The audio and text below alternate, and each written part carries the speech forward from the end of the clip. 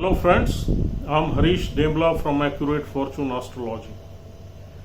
दोस्तों आज हम केतु की कंजंक्शन की सीरीज में आगे चलते हैं और देखते हैं कि केतु और मून की कंजंक्शन हमारे चार्ट में हमें किस तरह के फल देती है।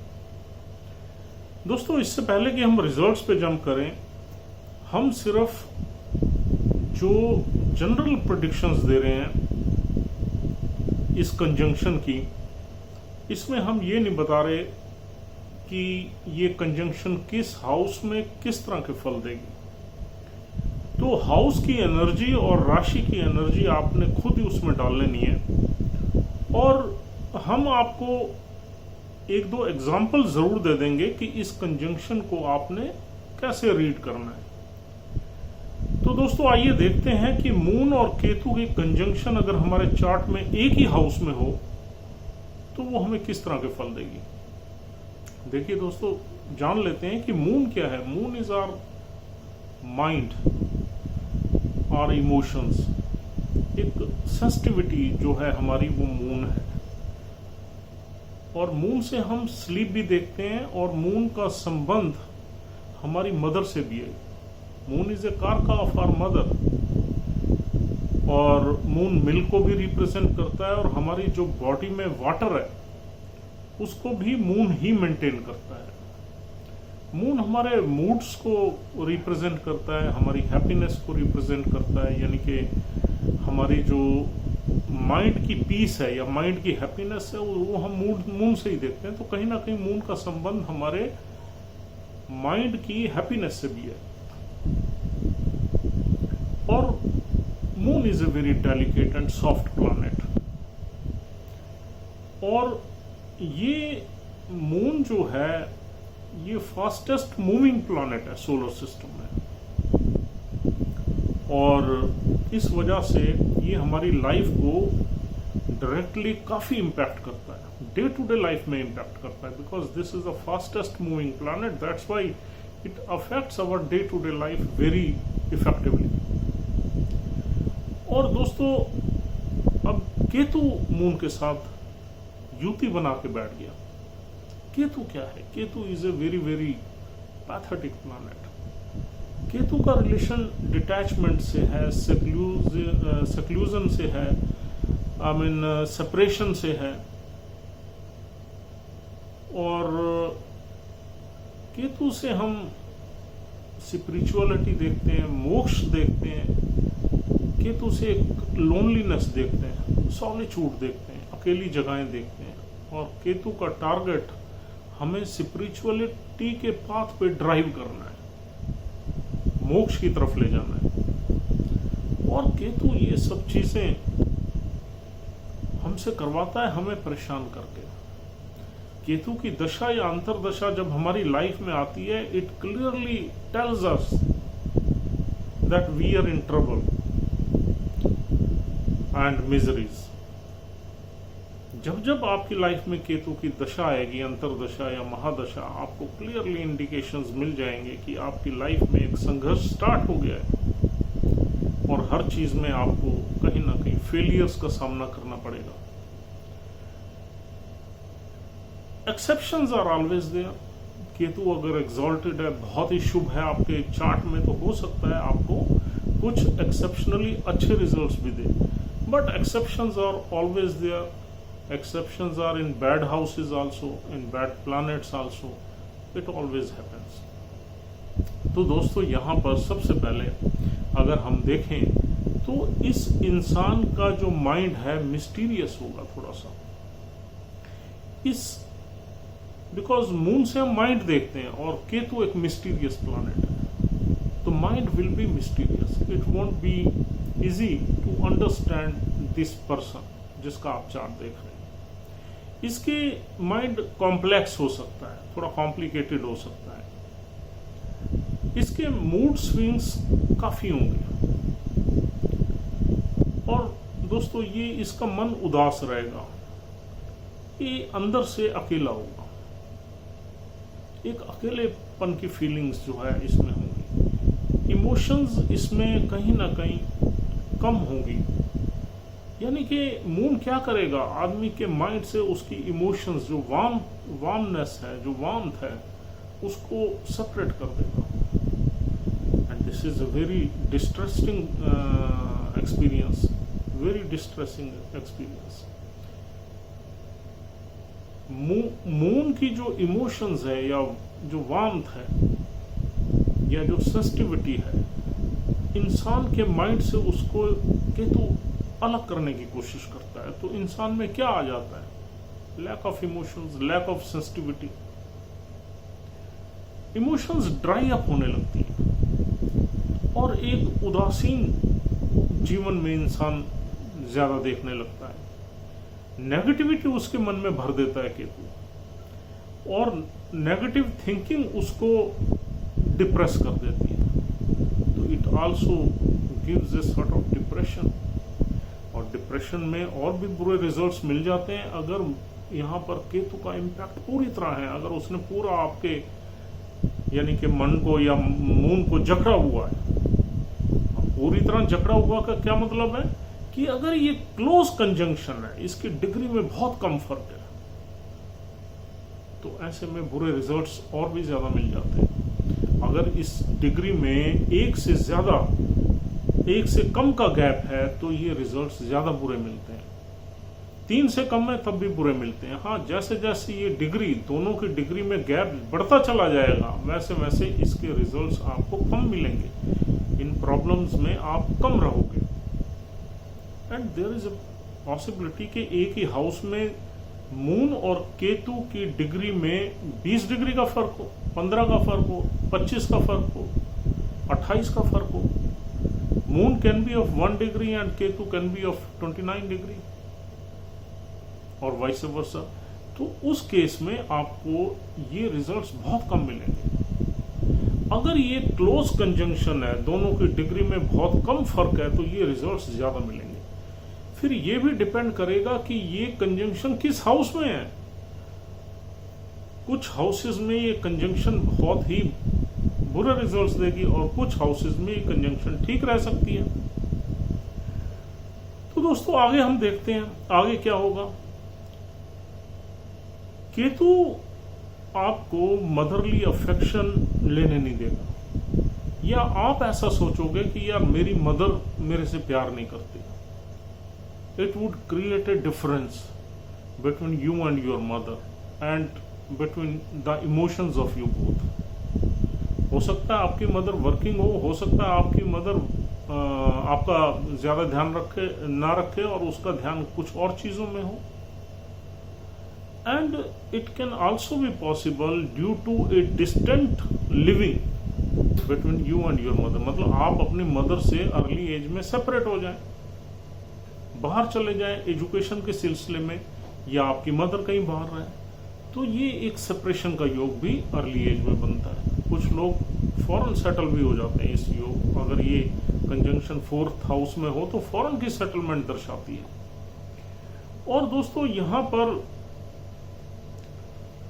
हमारी जो इमोशंस हैं वो हमेशा डिस्ट्रेस्ड रहेंगी, हमारा माइंड डिस्ट्रेस्ड रहेगा, हम सही डायरेक्शन में डिसीजन नहीं ले पाएंगे, हमारे डिसीजन इल्यूसिव होंगे, और कोई ऐसी फोर्स होगी जो हमें गलत डिसीजंस लेने में मजबूर कर देगी। और दोस्तों, अगर आप इसको क्लोजली ऑब्जर्व करो तो ये चीजें आपके साथ तब ज्यादा होंगी जब डार्क नाइट्स होती हैं, यानी अमावस्या की तरफ, यानी कि डिक्रीजिंग मून के डेज होते हैं या नाइट्स होती हैं, तो ये प्रॉब्लम्स आप ज्यादा फील करोगे। जब इंक्रीजिंग मून्स की तरफ ये रातें होती हैं तो आप थोड़ा सा इसमें रिलीफ फील करोगे, और ये 15-15 दिन में ये दशा चेंज होती रहती है मून की। I mean either we proceed towards Amavasya और पूर्णिमा, तो ये दोनों के केस में आपको इस तरह के फल मिलेंगे। अगर शुक्र आपका पक्ष में जन्म हुआ है तो इन चीजों को आप थोड़ा सा कम महसूस करोगे। अगर कृष्ण पक्ष में आपका जन्म हुआ है तो इन चीजों का असर आप पे ज्यादा रहेगा, और पूर्णमासी के आसपास या पूर्णिमा के आसपास आपका जन्म हुआ है तो इन चीजों का असर कम रहेगा, और अमावस्या के आसपास आपका जन्म हुआ है तो डेफिनेटली इन चीज़ों का असर ज़्यादा रहेगा। तो दोस्तों यहाँ पर केतु आपको डिफरेंट तरीके से परेशान करने की कोशिश करेगा। अगर ये कंजंक्शन आपके फर्स्ट हाउस में, अब हम एग्जांपल दे रहे हैं आपको, आपने हाउसेस की एनर्जीज को कैसे मर्ज करके उसके रिजल्ट्स निकालने हैं। अगर ये फर्स्ट हाउस में कंजंक्शन होती है तो फर्स्ट हाउस किसका है? हमारे ब्रेन का है। हालांकि फर्स्ट हाउस हमारी पर्सनालिटी का है, ब्रेन एंड बॉडी का है, लेकिन ज्यादातर हम ब्रेन फर्स्ट हाउस से ही देखते हैं इंसान का, बिकॉज जैसा आपका ब्रेन है वैसी पर्सनालिटी है। तो ये आपके ब्रेन को भी अफेक्ट करेगा, माइंड को भी अफेक्ट करेगा, तो यहाँ ज्यादा बुरे रिजल्ट्स मिलेंगे आपको। और आपके माइंड में और आपके ब्रेन में कुछ ना कुछ प्रॉब्लम्स चलेंगी, कुछ ना कुछ नेगेटिविटी, डिप्रेशन या एक साइकोलॉजिकल डिसऑर्डर चलेगा। और अगर ये कंजंक्शन फोर्थ हाउस में मदर के घर में, तो मदर बीमार रह सकती है, मदर की तबीयत खराब रह सकती है, but your mother will be spiritual lady. और आपके कहीं ना कहीं लंग्स में या चेस्ट में, यानी कि अपर चेस्ट में, क्योंकि फोर्थ हाउस अपर चेस्ट और लंग्स और थ्रोट को गवर्न करता है, तो यहाँ आपकी कोई ना कोई, आपको लंग्स में इन्फेक्शन, लंग्स में पानी भर जाना, अपर चेस्ट में प्रॉब्लम हो जाना, थ्रोट में इन्फेक्शन रहना, इस तरह की प्रॉब्लम, थायराइड वगैरह से रिलेटेड भी प्रॉब्लम यहाँ हम देखते हैं। तो यहाँ पर केतु आपको इस तरह की प्रॉब्लम दे देता है, आपकी मदर को स्पिरिचुअल बना देता है और आपकी मदर को कोई ना कोई लंबी बीमारी भी दे देता है। और दोस्तों अगर यही कंजंक्शन हम 8th हाउस में आ जाए, तो 8th हाउस में केतु एग्जॉल्टेड होता है, तो 8th हाउस में आपको अच्छे भी रिजल्ट्स कुछ मिल सकते हैं। यानी कि आप अगर मेडिकल प्रोफेशन में जाना चाहें तो केतु आपको डॉक्टर बनवा सकता है, एक साइकेट्रिस्ट बनवा सकता है, आपकी साइकिक एबिलिटीज को बहुत मजबूत कर सकता है, छुपी हुई विद्याओं में आपको निपुण बना सकता है, आपको एक हीलर बना सकता है केतु, और आप में वो हिडन पावर दे सकता है जो कि हीलिंग पावर के नाम से जानी जाती है, और आपको किसी भी तंत्र मंत्र की विद्या में ले जा सकता है। और यहाँ बैठा हुआ केतु आपको इन्वेस्टिगेशंस में ले जा सकता है, स्पाइंग में ले जा सकता है, क्योंकि यहाँ पर केतु बहुत पावरफुल हो जाता है। तो वो आपके, हाँ, लेकिन ये सारी चीजें तभी पॉसिबल होंगी जब आपका जुपिटर और बुध यानी कि मरकरी पावरफुल है, और फिर ये मंगल का हाउस है, मंगल भी अच्छा होना चाहिए। तो अब क्या है, मेडिकल प्रोफेशन में मंगल का अच्छा होना इसलिए जरूरी है क्योंकि वहां पर करेज की जरूरत रहती है। आप जब सर्जरीज करते हैं, जब ऑपरेशंस करते हैं, या लोगों को अपने जीवन से संघर्ष करते देखते हैं हॉस्पिटल वगैरह में, तो वहां पर आप में करेज होना चाहिए, विल पावर होनी चाहिए। उसके लिए मंगल का अच्छा होना जरूरी है, तभी आप डॉक्टर बनोगे। तो केतु के साथ, अगर केतु के यहाँ पर अच्छे फल आपको देखने हैं तो दूसरे प्लैनेट्स को देखना पड़ेगा। यहाँ पर बुध अगर पावरफुल है तो यहाँ पर डेफिनेटली आप के माइंड में केतु से रिलेटेड प्रॉब्लम्स जो हैं वो बुध उनको कंपनसेट करेगा। और गुरु यहाँ पर अगर आपका पावरफुल है तो कहीं ना कहीं आपको विजडम और दिशा जरूर दिखाएगा और ब्लेस करेगा किसी न किसी अच्छे प्रोफेशन को लेने के लिए। तो 8th हाउस से रिलेटेड, हालांकि घर बहुत बुरा है, अगर आप केतु से रिलेटेड प्रोफेशन में नहीं हो तो ये घर बुरे रिजल्ट्स भी देता है, आपके प्रोफेशन में सडन ऑब्स्टेकल्स दिए रखता है और आप और ज्यादा मिस्टीरियस हो जाते हो। और इस घर का संबंध और भी बुरी चीजों से है क्योंकि इसका आयु भाव से है। तो लेकिन यहाँ पर केतु के इन्फ्लुएंस में आप ज्यादा रहोगे, because this is the house in which the energy of this house tallies और matches with Ketu's energy. That's why 8th house की एनर्जी और केतु की एनर्जी आपको इन्फ्लुएंस कर देती हैं और अपने आप कैरिड अवे हो जाते हो चीजों को लेके। और फिर अगर आपके दूसरे प्लैनेट्स अच्छे हैं तो यहाँ आपका एक अच्छा कैरियर निकल के आता है यहाँ से। 9th हाउस में भी अगर ये कंजंक्शन बनती है तो आपको ये स्पिरिचुअलिटी की तरफ डेफिनेटली केतु ले जाने की कोशिश करेगा। आप स्पिरिचुअल माइंडेड हो जाओगे, आप लोगों की मदद करने के लिए तैयार होगे, लेकिन उसमें गुरु की प्लेसमेंट अच्छी होनी चाहिए। अगर 12th हाउस में ये प्लेसमेंट है तब भी आप स्पिरिचुअलिटी की तरफ बढ़ सकते हो, बशर्ते गुरुदेव की ब्लेसिंग्स आप पे होनी चाहिए। तो दोस्तों यहाँ पर हमने कुछ हाउसेस को डिस्कस किया है, जिसमें आपको डेफिनेटली ये पता लग गया होगा कि किस किस हाउस में ये एनर्जी किस तरीके से काम करेगी। और दोस्तों अगर हम इसको ओवरऑल देखें तो ये कंजंक्शन बैड है, ये ग्रहण योग है। यहाँ चंद्रमा को ग्रहण लग जाता है केतु के बैठने से, क्योंकि केतु एक छाया शैडो प्लैनेट है और south node of the moon कहा जाता है केतु को, and Rahu is a north node of the moon. और ये ग्रहण योग बहुत पावरफुल है और ये ज़्यादातर 80% 90% बुरे ही रिजल्ट्स देता है। किसी किसी चार्ट में ये अच्छे रिजल्ट्स ज़रूर देता है, और वो भी इन्हीं एरिया से रिलेटेड जो हमने आपको बताए हैं, क्योंकि ये सारे एरियाज केतु के हैं।